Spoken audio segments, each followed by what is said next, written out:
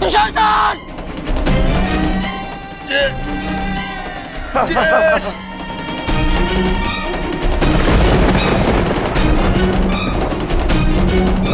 ये सब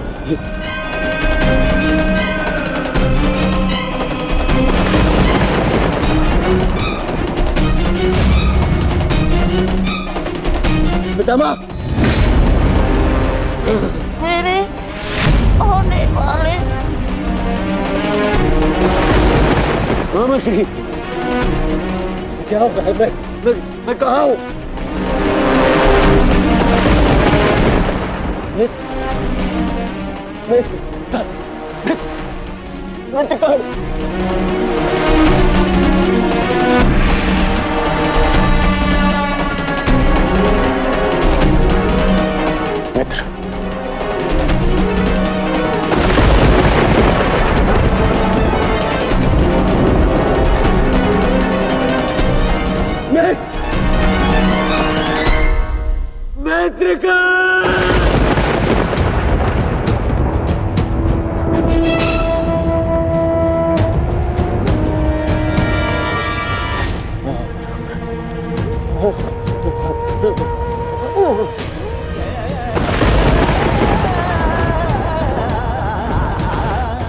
असंभव है ये, असंभव है ये। इसे तुमने ही तो संभव बनाया है दुर्योधन।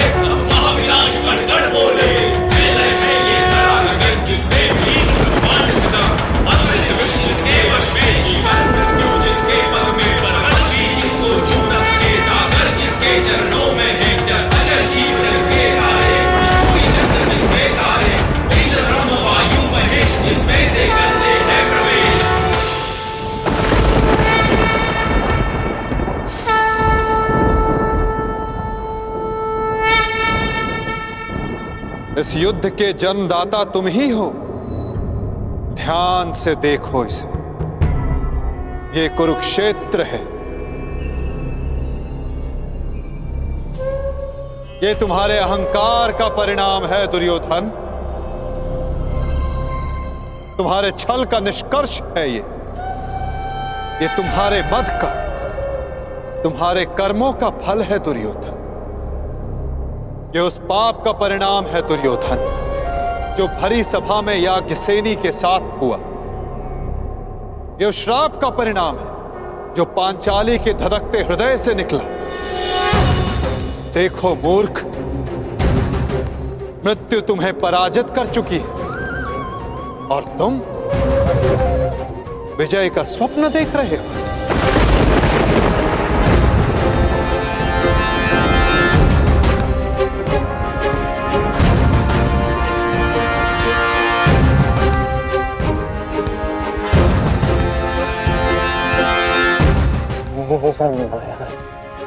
ये सब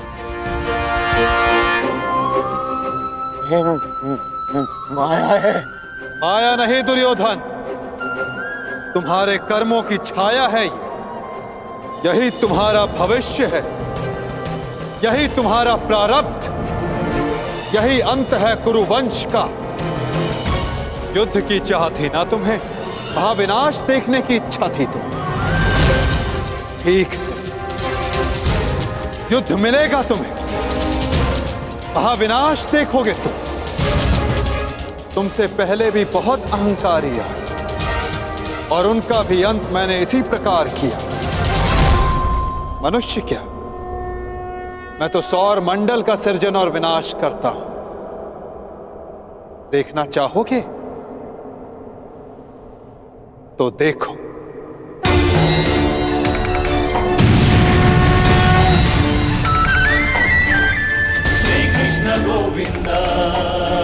उधर देखो दुर्योधन।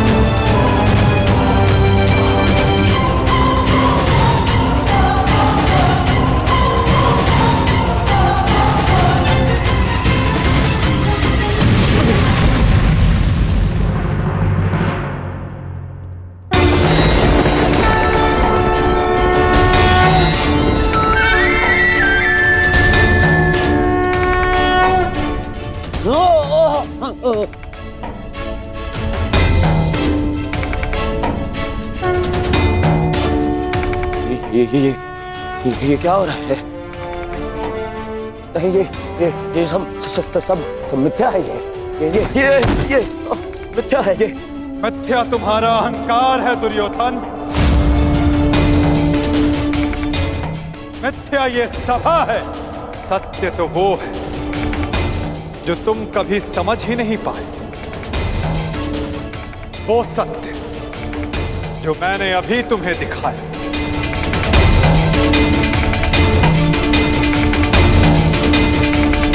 सत्य केवल मैं हूं दुर्योधन, शेष सब मिथ्या। ये सब माया है। तुम साधारण मनुष्य हो और कुछ नहीं हो। आश्चर्य है, परंतु इसमें तुम्हारा क्या दोष? जब मनुष्य में अहंकार तो वो सत्य केवल आकार से पहचानता है। तो आकार देखो दुर्योधन।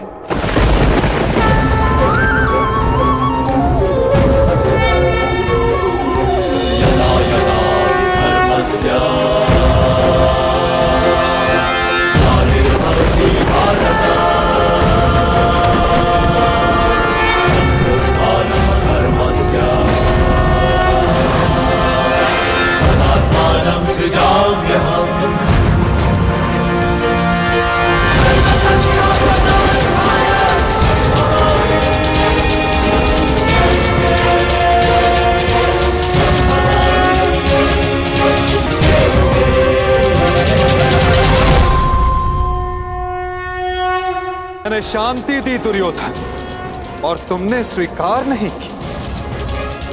मैंने मैत्री दी परंतु अपने अहंकार के आगे तुम्हें मैत्री का मूल्य समझ नहीं आया।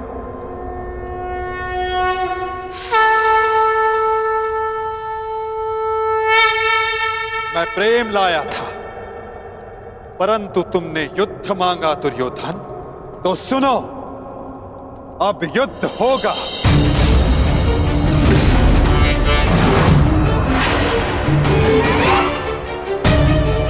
मैं जीवन का संदेश लाया था, तुमने मृत्यु का विकल्प चुना, तो मैं मृत्यु दूंगा।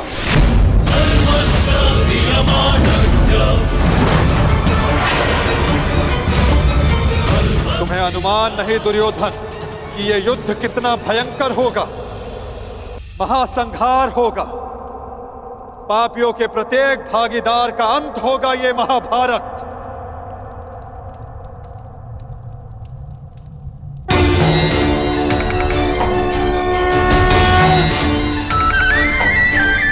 श्री कृष्ण गोविंद हरे मुरारी, हे नाथ नारायण वासुदेवा।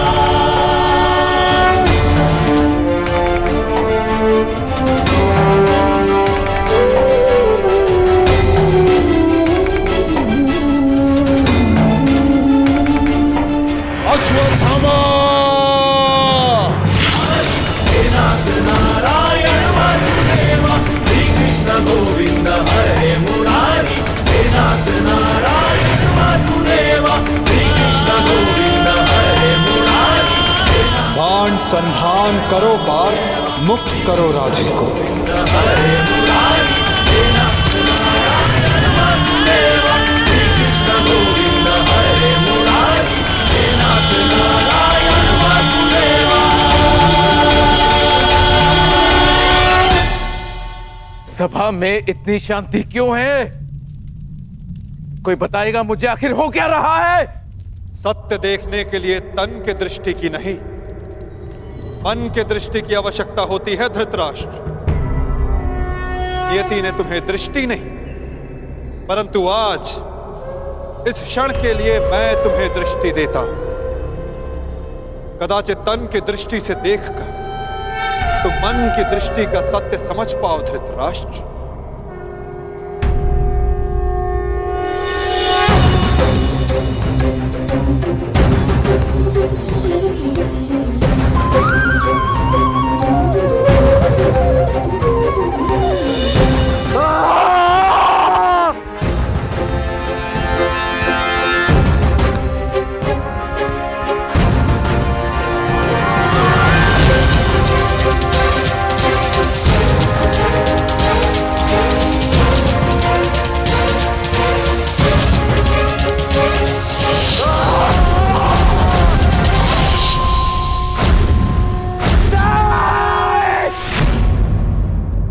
नहीं चाहिए ये दृष्टि मुझे।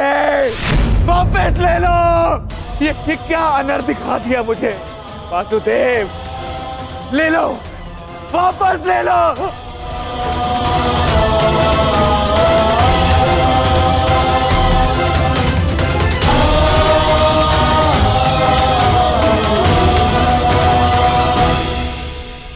जो सबने देखा वही अंत है और वही नया प्रारंभ।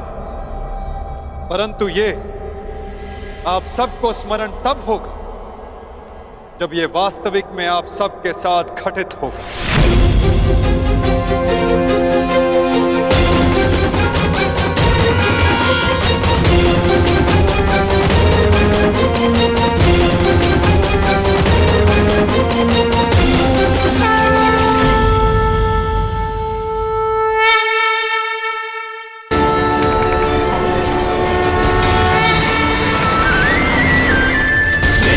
गोविंद हरे मुरारी, हे नाथ नारायण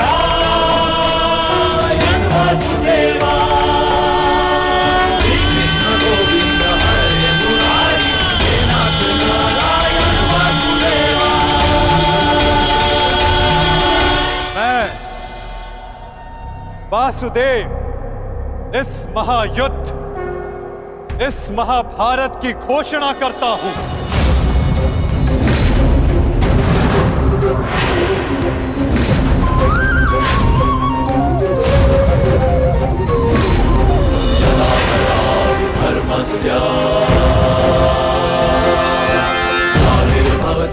स्मरण रखना दुर्योधन, तुम्हारे इस अभिमान के साथ साथ तुम भी इस धरा पर ऐसे गिरोगे कि कभी उठ नहीं पाओगे। इस महाहिंसा, इस महाविनाश के उत्तरदायित्व का बोझ तुम अपने साथ दूसरे लोक लेकर जाओगे दुर्योधन।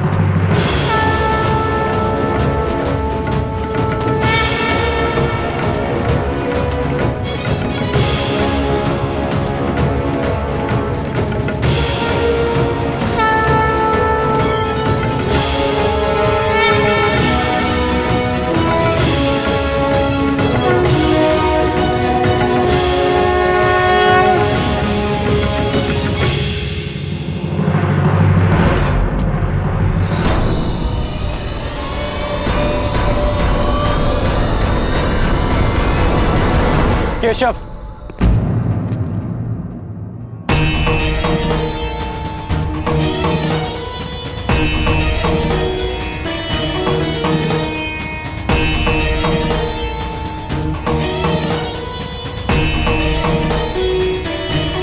मुझे सदा से भान था कि आप साधारण मनुष्य नहीं हैं।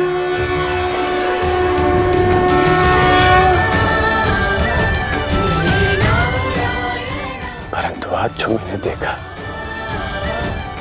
उसके पश्चात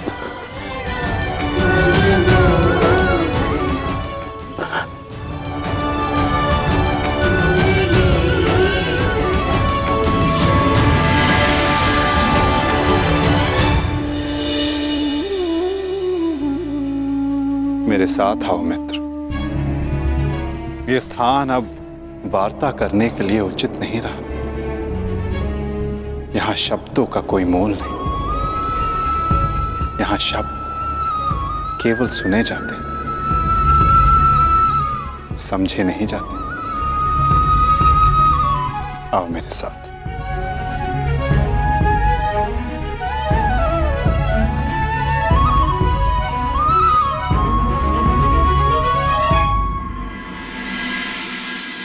केशव,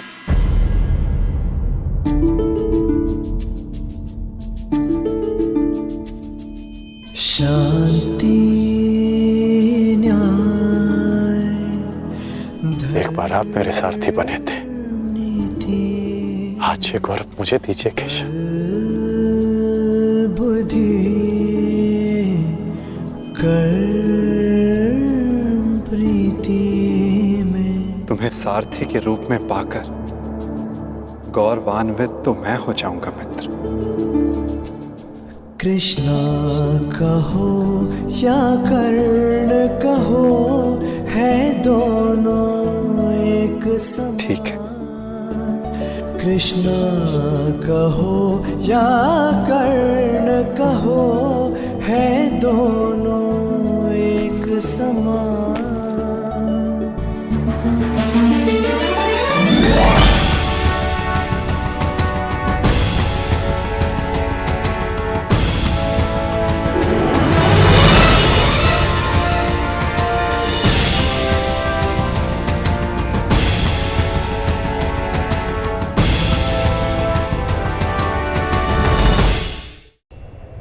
कह दो मित्र, जो कुछ भी तुम्हारे मन में। आप ही पढ़ लीजिए ना केशव कि क्या है मेरे मन में। मैं तुम्हारा मन पढ़ सकता हूँ मित्र, परंतु जैसे कि मैंने पहले भी कहा था, मुझे तुम्हारे मुख से सुनना अच्छा लगता है। अब कह भी दो मित्र, क्या है तुम्हारे मन में? इस समय जो मेरे मन में चल रहा है वो ये है कि आपने मुझे पांडवों के पक्ष में आने का प्रस्ताव दिया था। हाँ, और तुमने उस प्रस्ताव को अस्वीकार कर दिया था। हाँ, परंतु मैंने कभी नहीं सोचा था कि मेरा ये निर्णय मुझे आपके विपक्ष में खड़ा कर देगा केशव। आपको तो युद्ध का परिणाम पता है ना केशव। किसी अनहोनी के होने से पहले उसका ज्ञात हो जाना, क्या वो आपको पीड़ा नहीं देता केशव? मनुष्य संतोष से इसलिए जीता है क्योंकि वो नहीं जानता कि अगले पल क्या होने वाला है। वो नहीं जानता कि वो जीवित रहेगा या वो मर जाएगा। परंतु यदि उसे ज्ञात हो जाए कि अगले पल क्या होगा या वो कब मर जाएगा, तो आपको नहीं लगता कि उसके आने वाले पल भय और चिंता में बीतेंगे?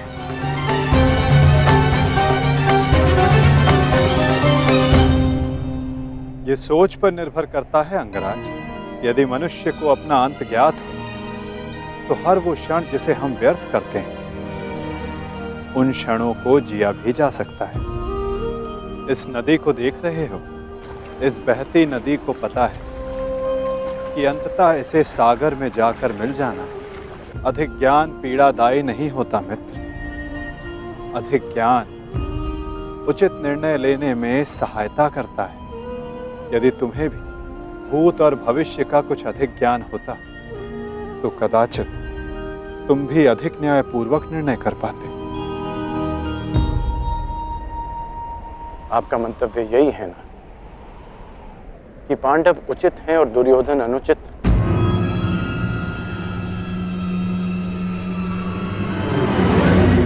क्षमा कीजिएगा, परंतु मैं आपकी इस बात से सहमत नहीं हूं।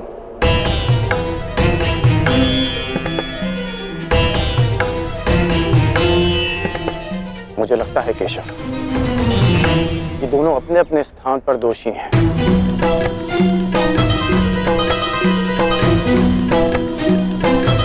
और इसी कारण से दोनों अपनी अपनी दृष्टि में निर्दोष और सही हैं। यदि दोनों ही दोषी हैं, तो तुम निष्पक्ष क्यों नहीं हो जाते मित्र? क्योंकि मुझे लगता है कि दुर्योधन युधिष्ठिर से कहीं अधिक सक्षम शासक सिद्ध होगा। इतने अधर्म करने के पश्चात भी? हाँ, क्योंकि वो युधिष्ठिर की भांति धर्मराज होने का ढोंग नहीं करता। आप ही बताइए केशव, कि जिसने स्वयं की पत्नी को दांव पर लगा दिया हो, जिसने द्यूत के कुचक्र से निकलकर स्वयं को द्यूत में फिर से फंसा लिया हो, वो कैसा धर्मराज?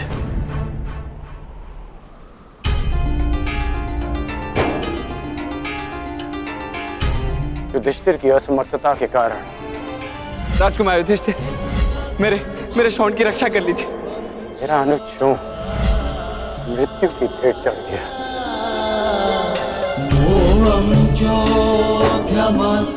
जब मुझे सूतपुत्र कहकर रंगभूमि की स्पर्धा में भाग लेने के लिए अयोग्य घोषित कर दिया गया था, राजकुमार के साथ द्वंद्व की अनुमति एक सूतपुत्र को नहीं दी जा सकती।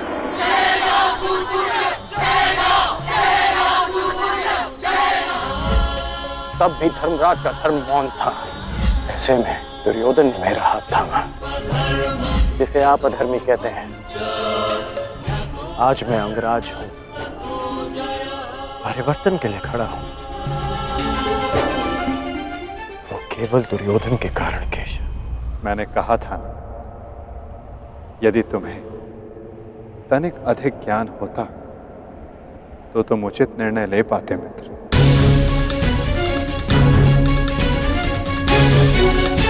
मैं समझा नहीं। तुम सदा स्वयं को सूतपुत्र समझते आए होकर, और यदि तुम्हारा ये ज्ञान मिथ्या हुआ तो? मिथ्या? हाँ कर, क्योंकि तुम्हें तो पता ही नहीं कि तुम वास्तव में हो कौन। मुझे ज्ञात है कि मैं कौन हूं, और मुझे गर्व है कि मैं अधिरथ पुत्र कर्ण हूं, राधे पुत्र कर्ण हूं, सूत पुत्र कर्ण हूं।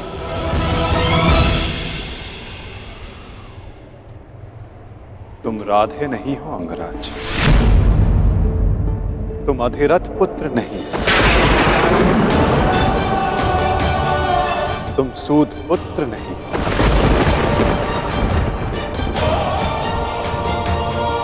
तुमने कभी ये नहीं सोचा कर्ण कि एक सूत पुत्र के शरीर पर दिव्य स्वर्ण से मड़ित कवच और कुंडल क्यों है?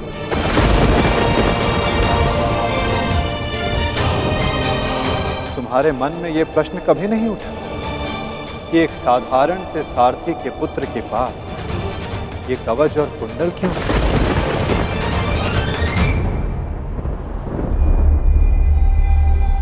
क्या तुम ये सोचकर कभी व्याकुल नहीं होते कर्ण कि तुम शेष से इतने भिन्न क्यों हो? तुम सूर्य पुत्र कर्ण, सूर्य पुत्र कर्ण, सूर्य पुत्र कर्ण, सूर्य पुत्र कर्ण।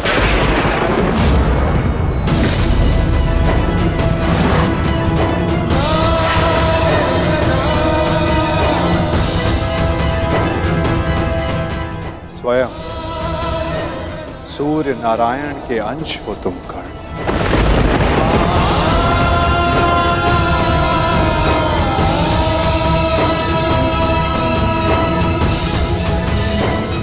यह सत्य है,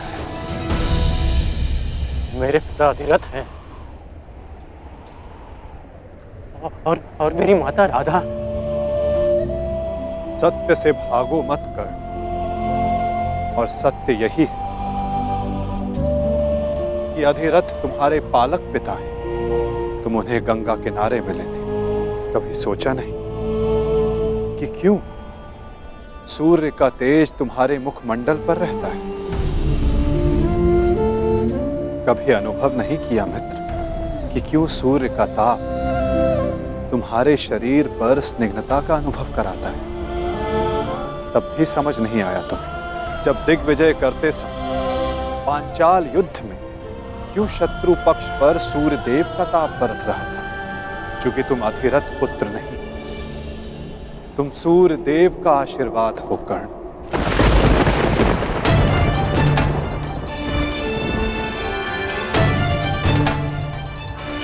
यदि मैं पिताश्री को गंगा किनारे मिला था तो मेरी माता को कर्ण, अपनी माता से बहुत पहले से भेंट करते आ रहे हो तुम कर्ण, क्योंकि रक्त सदा रक्त का सम्मान करता है। कभी सोचा है कि वो कौन है जिनके समक्ष आते ही तुम्हारी दृष्टि उनके पांव की ओर चली जाती है? वो कौन है जिनसे हर युद्ध से पूर्व उनका आशीष लेने का तुम्हारा मन करता है? कौन है कर्ण जो सदा तुम्हें अपने पुत्रों के समान प्रेम करती है? वो कौन है जिनकी आंखें तुम्हें देखते ही भर आती हैं? अर्जुन से द्वंद्व होने के पश्चात भी तुमने कभी पांडवों का अहित नहीं चाहा, कभी उनकी रक्षा की, कभी उन्हें चेतावनी दी। क्यों कर्ण? इसलिए नहीं कि तुम न्याय चाहते, अपितु इसलिए कि तुम्हारी धमनियों में बहता हुआ रक्त तुम्हें पुकार रहा था। हाँ कर्ण, तुम राधे नहीं कुंती पुत्र हो, पांडवों के ज्येष्ठ हो। हाँ कर्ण, बुआ कुंती ही तुम्हारी माता है और तुम उनके ज्येष्ठ पुत्र।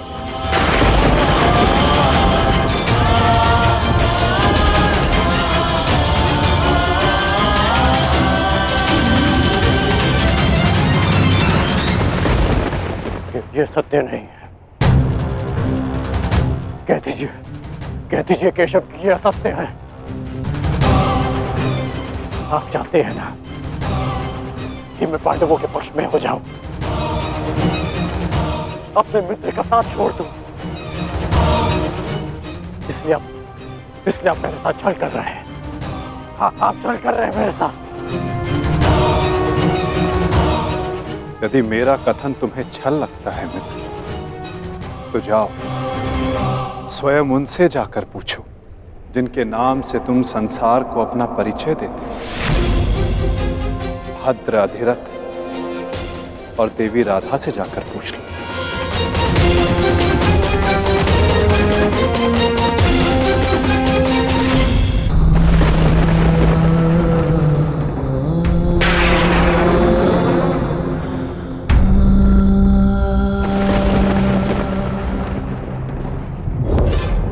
आ गए? उचित समय पर पहुंच गए। आओ भीतर आओ।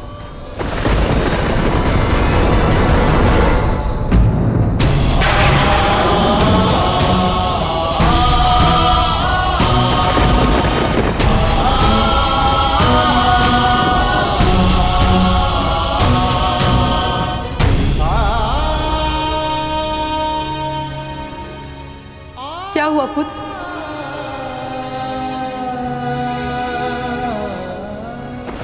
तुम राधे नहीं हो अंगराज, तुम सूर्य पुत्र कर्ण हो।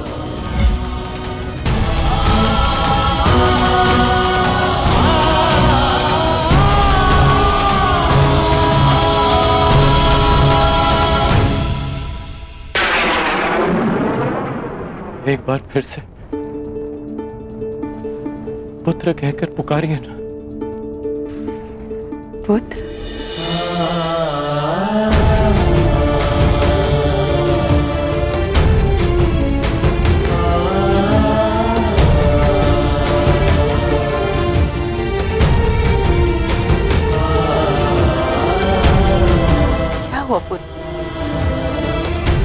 तुम इतने व्यथित क्यों हो?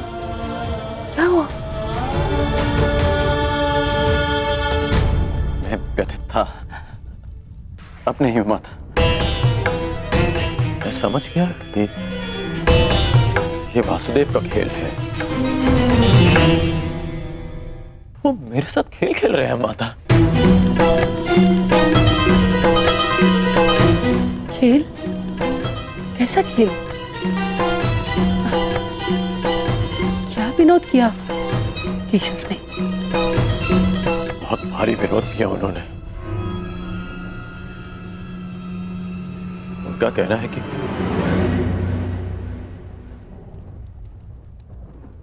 आप दोनों मेरे बालक माता पिता हैं।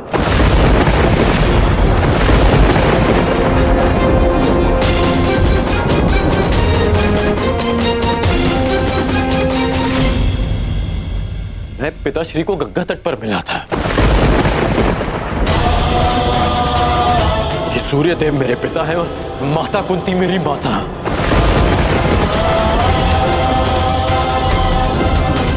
परंतु मुझे विश्वास है कि यह सत्य है।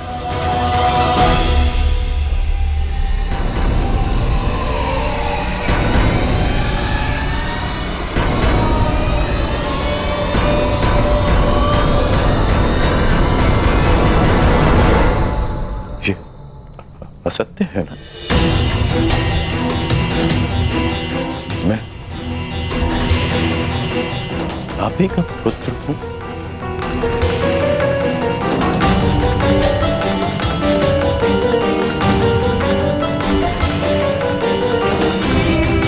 मैं आप ही का पुत्र हूं ना?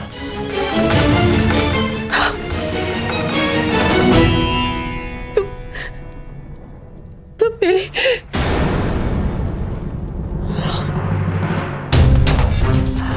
क्या हुआ माता?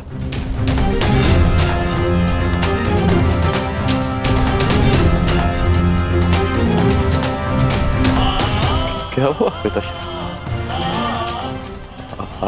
आप दोनों मौन क्यों हैं?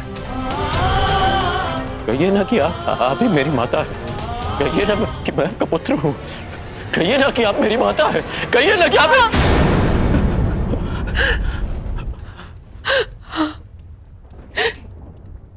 मैं तुम्हारी माता हूँ।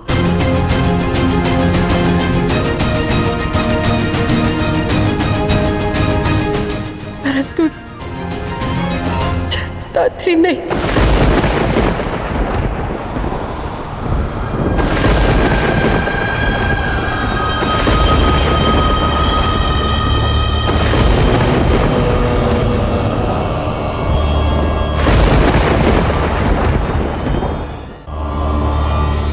मैंने तुम्हें जन्म नहीं दिया।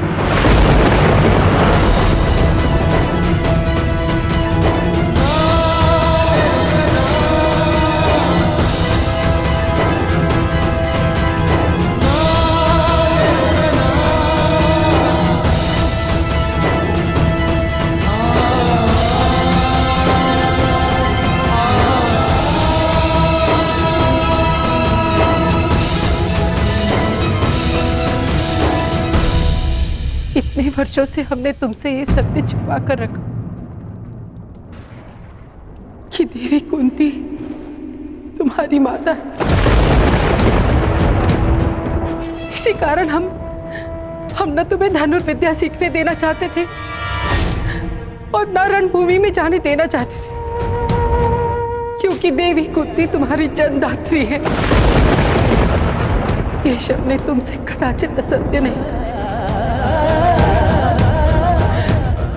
तुम मेरे पुत्र नहीं।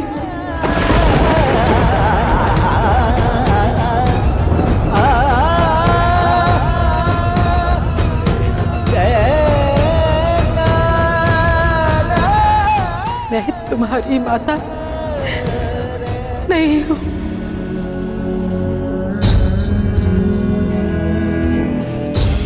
आप असत्य कह रही हैं कि आप मेरी माता नहीं हैं। यदि ऐसा होता तो क्यों बचपन में जब मुझे भूख लगती थी तब आपको स्वयं ज्ञात हो जाता था? जब मुझे निद्रा आती थी तो कौन मुझे अपनी गोद में सुलाता था?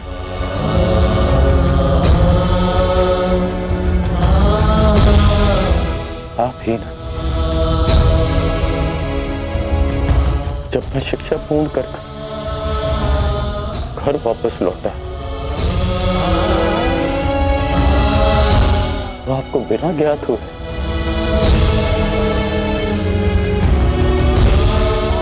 कैसे पता चल गया कि मैं आ गया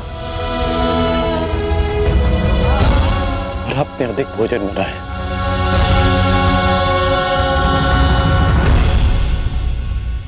क्यों मेरे राज्याभिषेक पर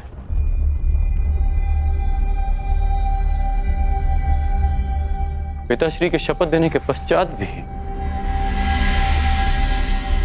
आप मुझे छुपकर देखने आई थी जब मैं अंग जा रहा था? तब क्यों मुझे परिवर्तन का आशीष दिया?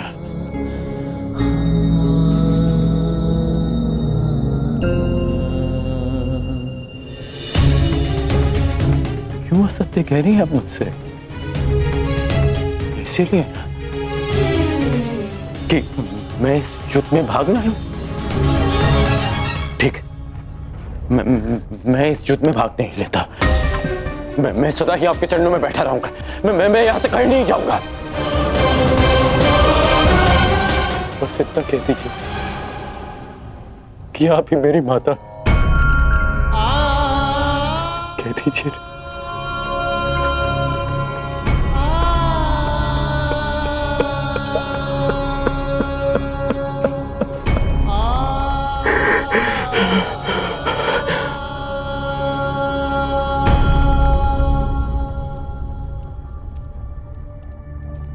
आपके अश्रुओं ने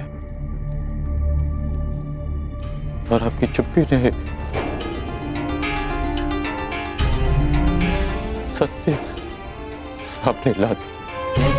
धर्मं च लोभं च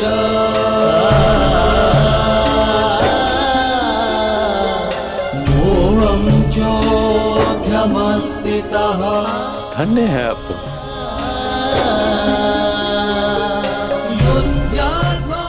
किसी और की संतान इतना प्रेम दे।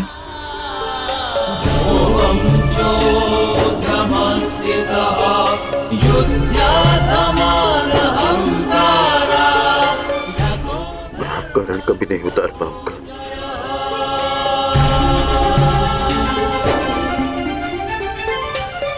अब मेरा सत्य भी सुन लीजिए। मैं सदा प्राधिकरण ही कहलाऊंगा।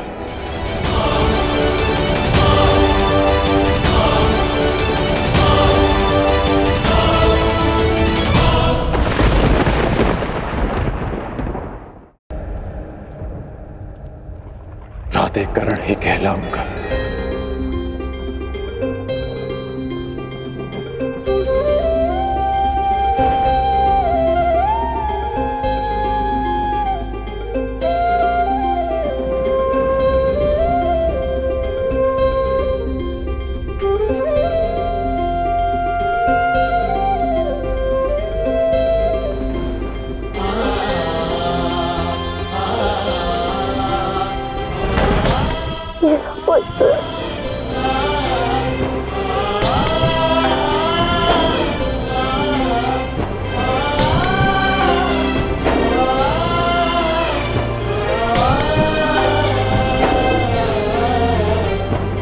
कहाँ जा रहे हो पुत्र?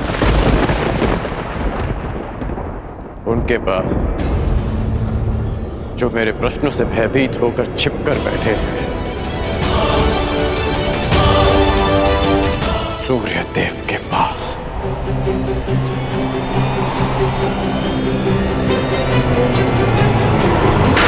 मेघों के आवरण से बाहर निकलिए सूर्यदेव। अब आप मुझसे और नहीं छिप सकते। मेरे समक्ष आइए सूर्यदेव। जीवन के आरंभ से हर प्रातः मैंने आपको तर्पण किया, उसके लिए बाहर आइए। मैंने सदा आपका सम्मान किया, उसके लिए बाहर आइए। आपके कारण जो मेरा अपमान हुआ, उसके लिए बाहर आइए। एक कवच कुंडल मुझे देकर भी मेरे मन को जो भेदा है आपने, उस पीड़ा के कारण बाहर आइए।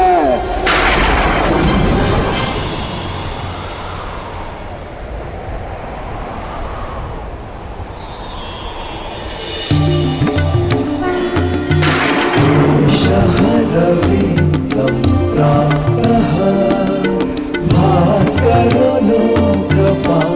उत्कर्ण भयगो अभयगो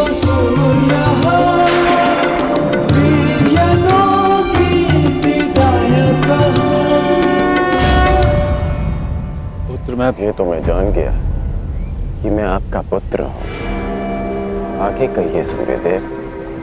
पुत्र मैं विवश था, तुम्हारे जन्म के लिए भी और तुम्हारी पहचान छिपाने के लिए भी। महर्षि दुर्वासा ने देवी कुंती की सेवा से प्रसन्न होकर उन्हें यह आशीर्वाद दिया कि वो जिस भी देवता का आवाहन करेंगी वो उन्हें पुत्र देंगे। देवी कुंती बालिका थी, उन्हें लगा कि कहीं ये वरदान मिथ्या तो नहीं, और उन्होंने खेल खेल में मुझे ये आह्वान दिया और वरदान से विवश होकर मुझे उन्हें अपना अंश देना पड़ा।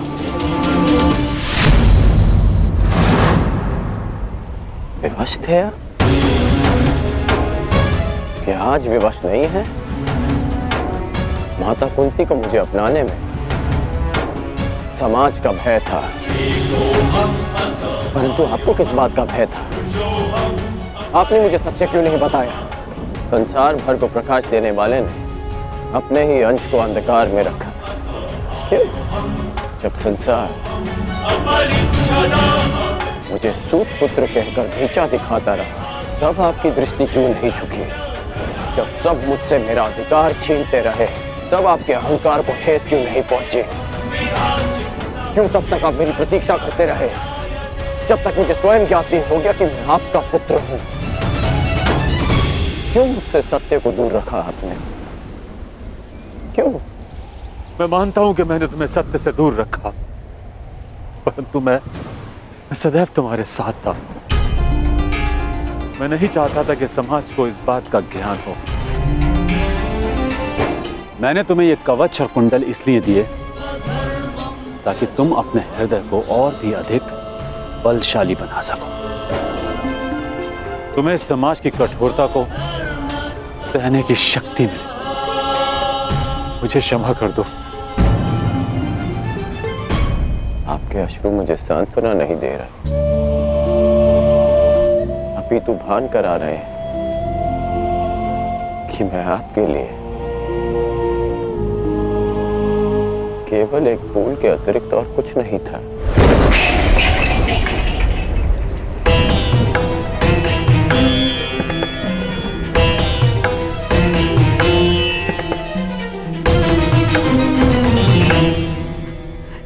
हे ईश्वर,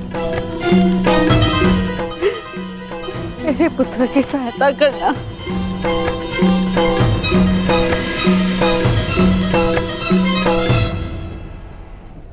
जो स्वयं की सहायता करना जानते हैं, ईश्वर भी उन्हीं की सहायता करते हैं बुआ।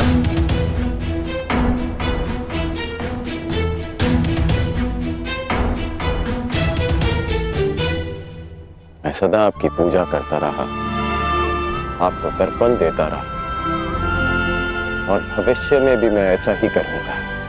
मैं सदा आपका सम्मान करूंगा, क्योंकि मेरे लिए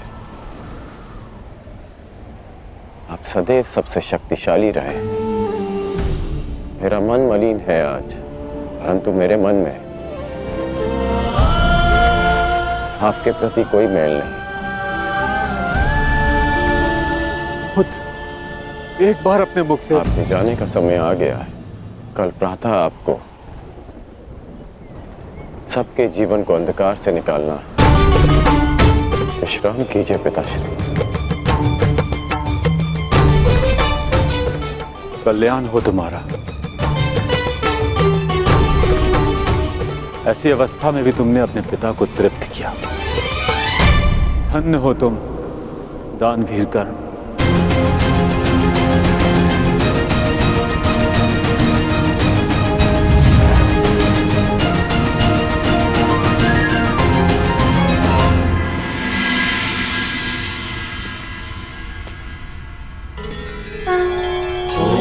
अब आप और कितना व्यथित रहेंगी बुआ? आप अपने कर्मों को संसार से छिपा सकती हैं, परंतु अपने कर्मों के फल को आप स्वयं से और कितना छिपाएंगी? अपने कर्मों का सामना प्रत्येक को एक ना एक दिन करना ही पड़ता है बुआ। परंतु उसका सामना कैसे करूंगी? क्या कहूंगी उसे इसके समक्ष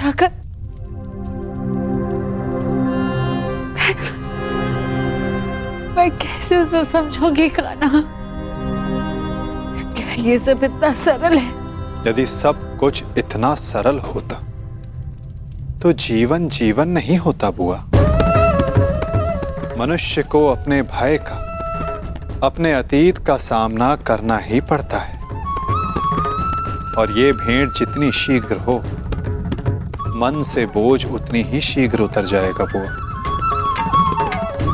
जाइए बुआ, समय आ गया है सत्य का सामना करने का। समय आ गया है आपको आपके ज्येष्ठ पुत्र से मिलने का।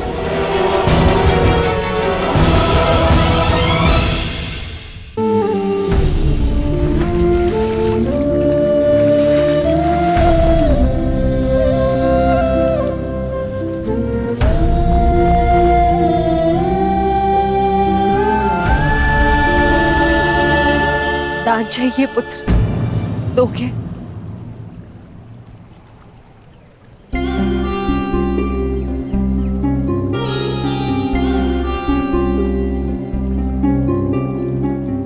सुना है,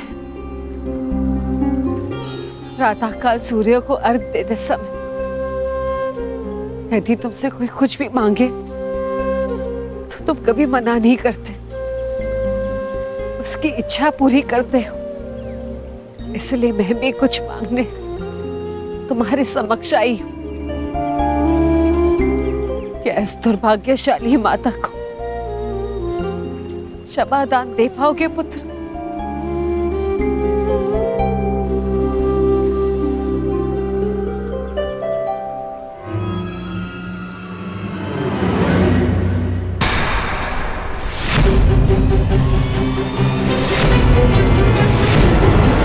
क्षमा प्रार्थी तो मैं हूँ राजमाता। राजमाता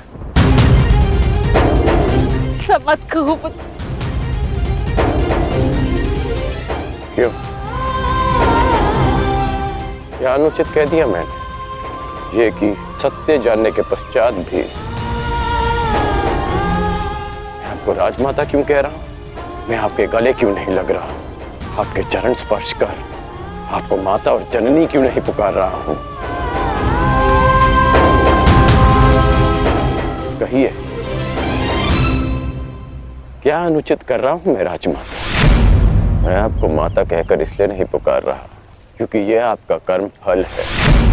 आपने भी तो इसी भांति वर्षों तक ऐसा ही व्यवहार किया मेरे साथ, आशीष दिया, परंतु कभी अपना पुत्र कहकर नहीं पुकारा, अश्रु बहाए परंतु कभी मुझे गले से नहीं लगाया, कभी मुझे ममता नहीं थी। और आज वही माता मेरे समक्ष प्रेम जताने के लिए आ गई है। अधिकार का भाव कर्तव्य पूर्ण करने से मिलता है। आपने अपना कर्तव्य कभी पूर्ण नहीं किया, आज अधिकार जताने क्यों आ गई? मुझ पर आरोप लगाने से पूर्व मेरी व्याथा तो सुन लो पुत्र। मैं विवश थी जब तुम्हारा जन्म हुआ, मैं अविवाहित थी पुत्र। क्या करती मैं? मुझे तुम्हें त्यागना पड़ा। विश्वास मानो पुत्र, अनजाने में हुए अपराध का बोझ मैं आज तक अपने कंधे पे लिए हूँ।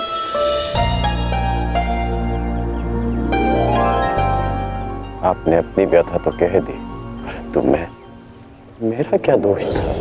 एक बालक जिसने अपनी आंखें भी पूरी तरह नहीं खोली थी, उसके जीवन में आपने सदा के लिए अंधकार कर दिया। एक नवजात को गंगा माँ की भेंट चढ़ा दिया आपने। क्या आपने ये भी नहीं सोचा कि वो जीवित रहेगा या वो मर? यदि वो बच गया तो संसार उसे किस नाम से पुकारेगा? समाज उसे कितने ताने देगा कि उसका जीवन जीते जी नरक बन जाए? ये भी नहीं सोचा हमने। गंगा में इसीलिए बहाया ना क्योंकि गंगा माँ पाप धोती है। मैं आपके लिए पापी था ना, केवल एक पाप, एक अभिशाप जिसे आप गंगा में बहाकर भूल गए। आश्चर्य की बात यह है कि कभी आपने मुझे खोजने का प्रयास नहीं किया, कभी ये जानने का प्रयास नहीं किया कि मैं जीवित हूं या मर गया। आपको पता है कि जब भी मैं आपके समक्ष आता था, आपको प्रणाम करता था, तो एक विचित्र स्नेह, एक अनोखा बंधन अनुभव करता था मैं। क्या आप कभी ऐसा अनुभव नहीं करती थी? तुम मेरे ही पुत्र हो, इसका ज्ञान मुझे रंगभूमि में हुआ, परंतु फिर भी आप मौन थी। ये जानने के पश्चात में आप समझा कि तब आपके समक्ष एक और प्रश्न आकर खड़ा हो गया कि युवराज पद की होड़ में प्रदा कर रहे अपने सारे पुत्रों को कैसे बताएं कि जिसके कुल का वो अपमान कर रहे हैं वो उनका ज्येष्ठ भ्राता है।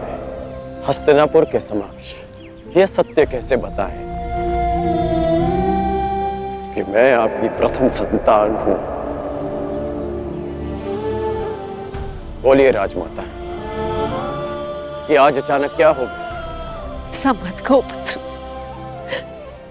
मैं नहीं चाहती कि मेरे पुत्र एक दूसरे का रक्त बहे। मुझसे सहन नहीं होता पुत्र, मुझसे सहन नहीं होता। समझ गया कि आप यहाँ मेरे लिए नहीं, अर्जुन के लिए आई, कि आप मुझसे क्षमादान मांगने नहीं, अर्जुन का जीवन दान मांगने आई। आप मुझसे क्षमादान मांगने नहीं, अर्जुन का जीवन दान मांगने आई। आप यहाँ इसलिए आई कि मैं अर्जुन का वध ना करूं। ऐसा मत कहो पुत्र, मैं नहीं चाहती कि मेरा कोई भी पुत्र एक दूसरे का वध करे। ठीक है, समस्त हस्तिनापुर के समक्ष ये स्वीकार कर सकती हैं कि मैं आपका ज्येष्ठ पुत्र हूं।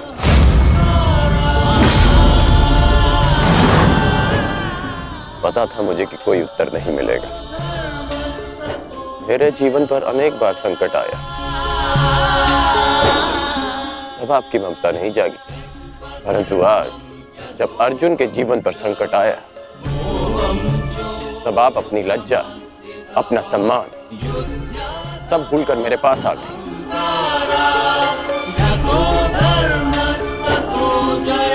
सत्य में अर्जुन बहुत भाग्यशाली है कि उसे आपकी ममता मिली। मैं भले ही अर्जुन को युद्ध के द्वंद्व में हरा दूं, परंतु आज उसने मुझे ममता के द्वंद्व में हरा दिया। तुम्हारी अपराधी नहीं हूं मैं,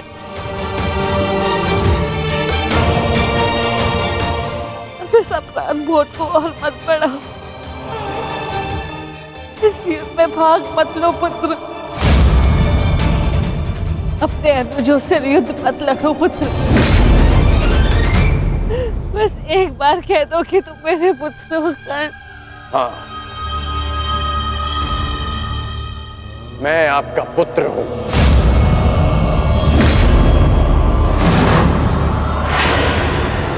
किंतु आप मेरी माता नहीं।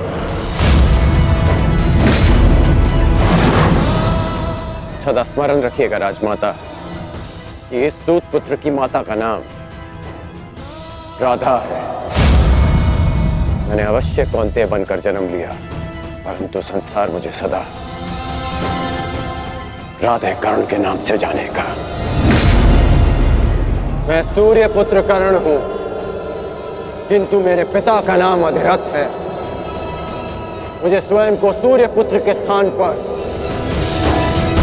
सूत पुत्र कहने में अधिक गर्व अनुभव होगा। आप माता हैं अर्जुन की, सभी पांडवों की, क्योंकि आपने उन्हें पाला पोसा बड़ा किया, प्रेम दिया। और आश्चर्य की बात तो ये है कि आप आज भी उन्हीं की माता बनकर इस सूत पुत्र राधेकरण के पास आई हैं, ये आश्वासन पाने कि आपके पुत्र सुरक्षित रहें। मेरे द्वार पर आए किसी भी याचक को रिक्त हाथ लौटने नहीं दे सकता मैं। राजमाता, मैं आपको रिक्त हाथ लौटने नहीं दूंगा। मैं वचन देता हूं कि इस महाभारत के पश्चात आपके 5 पुत्र जीवित रहेंगे, केवल 5। यदि अर्जुन ने मेरा वध किया तो भी, और मैंने अर्जुन का वध किया तो भी। यदि अर्जुन मेरे हाथों वीर गति पाता है तो मैं सब कुछ छोड़कर आपके पास आ जाऊंगा। मैं वचन देता हूं कि अर्जुन के अतिरिक्त आपके किसी पुत्र का वध नहीं करूंगा मैं।